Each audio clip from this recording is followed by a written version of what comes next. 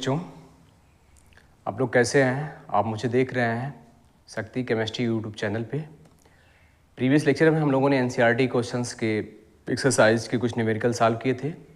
आज हम उससे आगे के कुछ न्यूमेरिकल सॉल्व करेंगे, जो कि ये है the partial pressure of ethane over a solution containing 6.56 × 10⁻² gram of ethane is 1 bar if the solution contain 5.00 × 10⁻² gram of ethane, then what shall be the partial pressure of gas?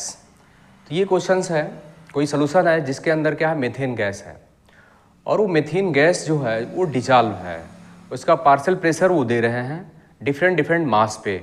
तो दो condition बनाया गया है, दोनों condition में उसके मास दे रहे हैं और उसका पार्शियल प्रेशर, एक कंडीशन का पार्शियल प्रेशर दिया हुआ और दूसरा पार्शियल प्रेशर पूछ रहा है। तो ये क्वेश्चंस हेनरी लॉ पे बेस है। हेनरी लॉ आपको जो है थियोरेटिकल पार्ट में पढ़ाया गया है। तो हम लोग स्टार्ट करते हैं हेनरी लॉ। हेनरी लॉ में आप जानते हैं P = क्या होता है, K H x।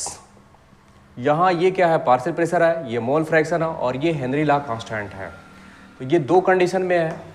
तो दोनों कंडीशन में आप देखिएगा, सबसे पहली कंडीशन में जो P1 दे रहा है वो 1 bar दे रहा है, और 1 bar प्रेशर पे जो है इसका जो मास है वो है m1 दे रहे हैं 6.56 × 10⁻² ग्राम दे रहे हैं। दूसरे कंडीशन में क्या आ रहे हैं कि if the solution contain 5.00 × 10⁻² gram of ethane. तो दूसरे कंडीशन में अगर मास ये कह रहे हैं कि भैया हमारे पास 5.00 × 10⁻² ग्राम हो, तो पार्शियल प्रेशर क्या होगा, सिंपल क्वेश्चन। तो देखिएगा यहाँ ये मोल फ्रैक्शन टर्म में है और यहाँ पार्शियल प्रेशर है। इस मोल फ्रैक्शन को आपको मास में कन्वर्ट करना है। तो आप इसको कन्वर्ट करने का तरीका देखिएगा। अगर हम यहाँ फर्स्ट कंडीशन में partial pressure in first condition divided by partial pressure in second condition, ये KH क्या हो जाएगा, कैंसिल हो जाएगा, ये x1/x2। इसको आगे लिख सकते हैं P1/P2। ये मोल फ्रैक्शन है। तो मोल फ्रैक्शन आप जानते हैं मोल अपॉन टोटल मोल होता है N1 + N2 divided by N2/N1 + N2।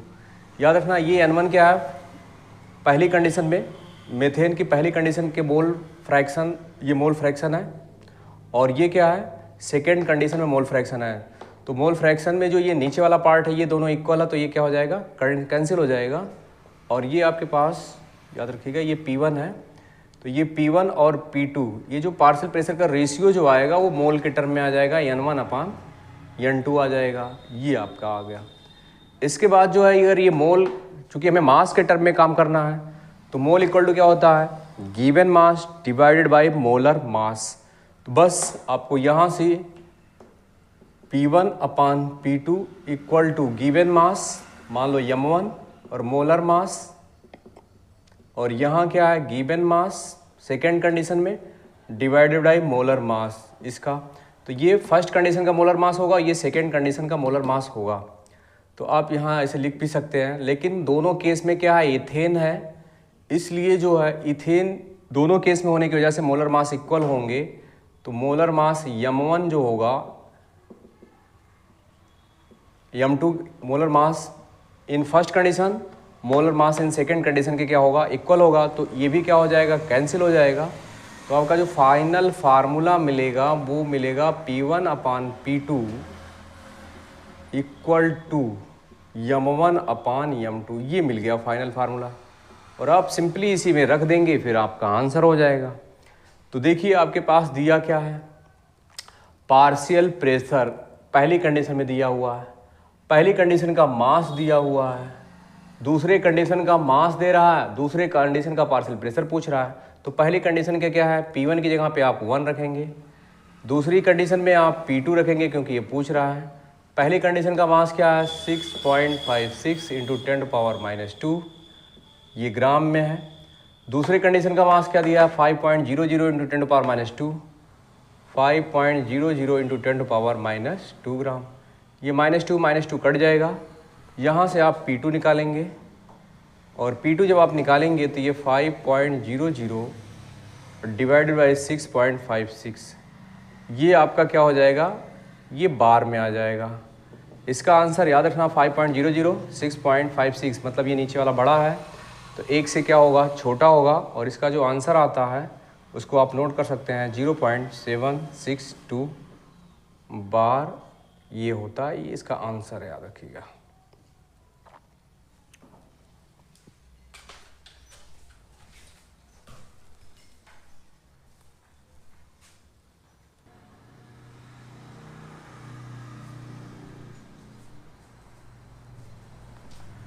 हम नेक्स्ट क्वेश्चन की तरफ आगे बढ़ते हैं।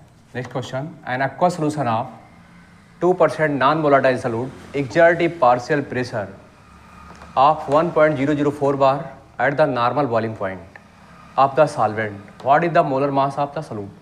तो ये क्वेश्चंस पहले ये आपको समझना होगा कि रिलेट किस टॉपिक से कर रहा है। तो ये क्वेश्चंस कोलिगेटिव प्रॉपर्टी में जो आपको पढ़ाया गया था, relative lowering of vapour pressure, वहाँ से रिलेटेड है। अब कैसे रिलेटेड है ये आप देखते हैं। देखो, कोई क्वेश्चन सॉल्व करने से पहले ये आप उसकी क्या है मीनिंग, वो क्या कह रहा है, ये आपको जानने की कोशिश करनी चाहिए। और जब आप जानने की कोशिश करेंगे कि वो कह क्या रहा है, तो फिर अपने थ्योरेटिकल पार्ट से क्या करना चाहिए, रिलेट करने की कोशिश करनी चाहिए कि कहाँ से रिलेट कर रहा है। और जब आप ऐसा करना सीख जाएंगे तो आपका न्यूमेरिकल पे क्या होगा, एक अच्छी पकड़ बनने लगेगी धीरे धीरे, और फिर आपको थोड़ी सी प्रैक्टिस करनी है। तो दिया है aqua solution of 2% non volatile solute. चलिए, एक्सर्ट ए प्रेशर ऑफ 1.004 बार, ये जो सॉल्यूट है वो प्रेशर कितना क्रिएट कर रहा है, इतना bar, at the normal boiling point of solvent. What is the molar mass of the solute, molar mass solute पूछ रहा है। तो सबसे पहले देखिएगा कंडीशन क्या कह रहा है। जैसे मान लीजिए ये पानी है और ये पानी है, इसको आप क्या कर रहे हैं, हीट कर रहे हैं, तो ये क्या होगा, इसका वेपर बनेगा, और वेपर बनते बनते जब भी इसका वेपर प्रेशर क्या होगा, एटमॉस्फेरिक प्रेशर के इक्वल होगा, तो ये बॉयल करना शुरू होगा। तो इसकी जो बॉइलिंग होती है, बॉइलिंग पॉइंट याद रखना 100 डिग्री सेल्सियस होता है, और ये जब लिक्विड बॉयल करता है तो उसका प्रेशर होता है 1 atm, 1 atm प्रेशर होता है। 1 atm प्रेशर पे ये क्या होती है, बॉयल करती है, और ये 1 atm इक्वल टू होता है 1.103 बार।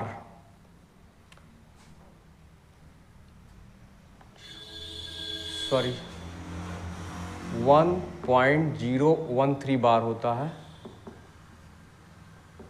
1 atm इक्वल टू 1.013 बार है। इसको आपको लर्न करना होगा क्योंकि यहाँ हमें ज़रूरत पड़ेगी। ये बार में दिया है तो बार में ही एटमॉस्फेरिक प्रेशर को कन्वर्ट करना पड़ेगा। इसके बाद जो है इसमें ये मिला रहे हैं non volatile solute, non volatile solute मिला रहे हैं। नॉन वोलेटाइल सॉल्यूट मिलाने के बाद ये क्या बनेगा, सॉल्यूशन बनेगा। और ये जो सॉल्यूशन बन रहा है, ये सॉल्यूशन बन गया। सॉल्यूशन का जो प्रेशर दे रहे हैं, वेपर प्रेशर दे रहे हैं, वो दे रहे हैं 1.004 बार दे रहे हैं, ये दे रहे हैं।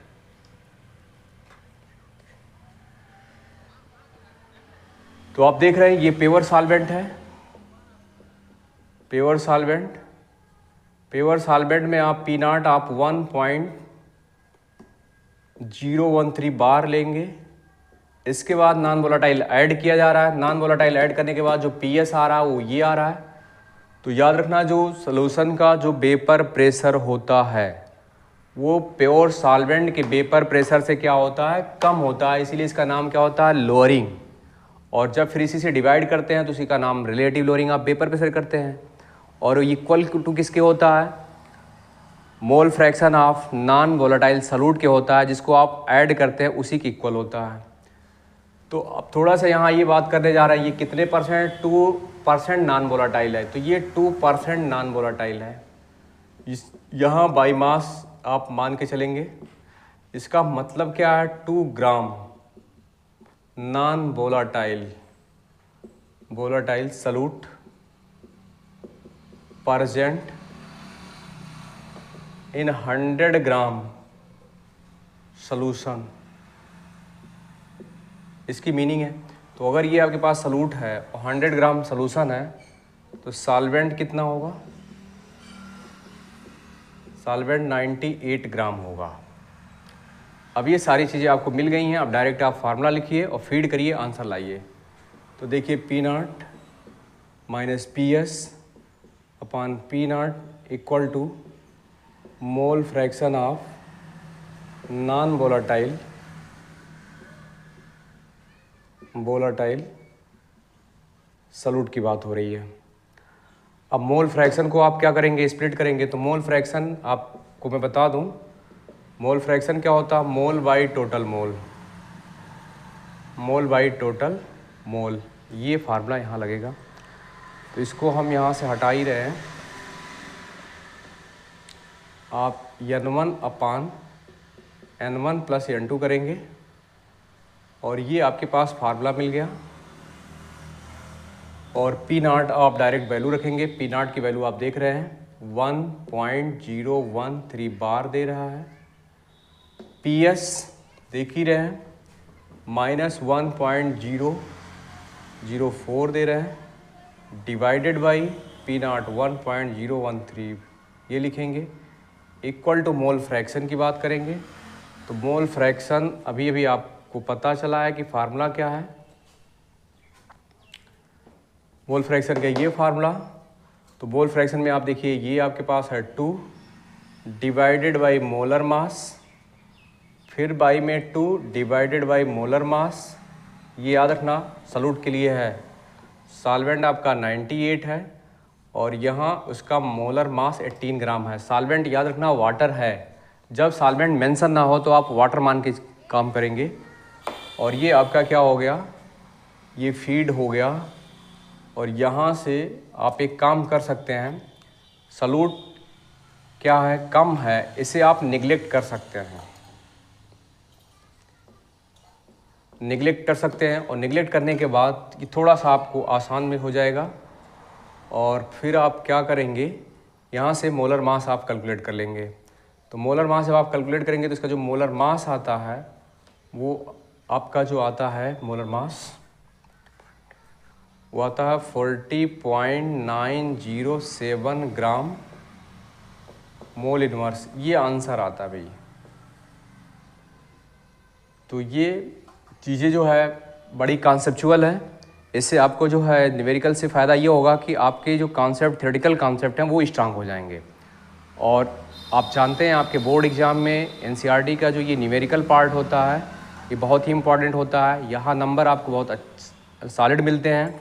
यहाँ अगर आप चीज़ों को सही से मेंशन किए हैं, यहाँ बस आपका कॉन्सेप्ट है, आपके कॉन्सेप्ट क्लियर है, फार्मूले याद हैं। अगर आप फार्मूला लिख लेते हैं, फार्मूले में फीडिंग कर लेते हैं, तो आप याद रखिएगा चूँकि CBSE एग्ज़ाम आपको स्टेप मार्किंग प्रोवाइड करती है। तो स्टेप मार्किंग में अगर आप फार्मूला लिखते हैं और फीडिंग करते हैं तो 75% आपके ऐसे ही आ जाते हैं। और अगर थोड़ा सा आपका कॉन्सेप्ट अच्छे से स्ट्रांग है कि आप उसको न्यूमेरिकलाइज को लास्ट तक सॉल्व कर लेते हैं तो आपको फुल में फुल मार्क्स मिल सकते हैं।